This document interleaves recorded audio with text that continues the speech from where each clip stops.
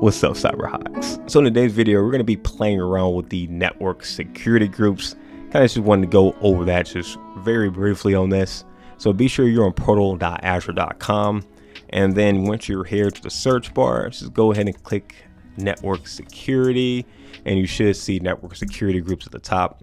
Go ahead and click on that, and once we type in network security groups, we you'll have like a view of like your virtual machines. Basically, the network security group is like a firewall for like your individual virtual machines. So we'll check our Windows VM here, and when you first click on it, you kind of get some of your rules, your inbound rules and outbound rules. This is kind of what I wanted to play around with on this. So let's go ahead and make this a little bit smaller on the left side. And on our left, underneath the settings tab, we have inbound security rules and the outbound security rules. All right, so from this screen here, we have one that I created, the danger allow any custom inbound. I'll actually recreate this in a second. And then some of our defaults is already inside of our network security group. So first, I'm going to delete this one that I just created. All right, delete it. Now let's go ahead and add a inbound security rule for like our firewall, or should I say our network security group for this machine. And on this one, it's going to be pretty much, we want anybody to attack us on this one. This is just like a test. You don't actually want to do this if you're like really serious about a machine, only if you're just playing around. But first, we're going to go on any. We're going to use a little star for pretty much any source port, destination, any, because we don't care. Destination port range, you can update this. We're going to keep that the same. Protocol, you can check what protocols you would allow. Any, we're going to allow all. Priority 100, we're going to change this name to danger. You don't want to actually keep this. And for our description, we're going to put allows anyone to attack us.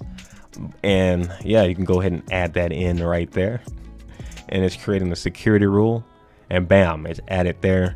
And then you can click on it and read the info on that and make any changes. Let me go ahead and create another one real quick, kind of just go over this.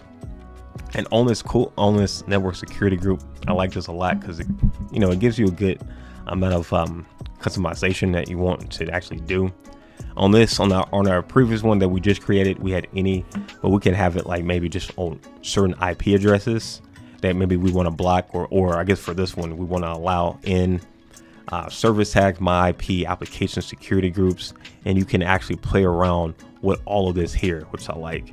Destination, you can again play around with that. You can actually put your port ranges that you want to allow or not allow. Again, maybe you only want TCP protocols to come in versus like UDP, for example. So you're able to do that there, change the priority, and again add descriptions. So I think the network security groups are actually pretty cool for this. And again, this is the outbound security rules. We can add that, and again, we can customize this and maybe allow certain ones to actually leave our network or our virtual machine. There may be some that we don't want to leave.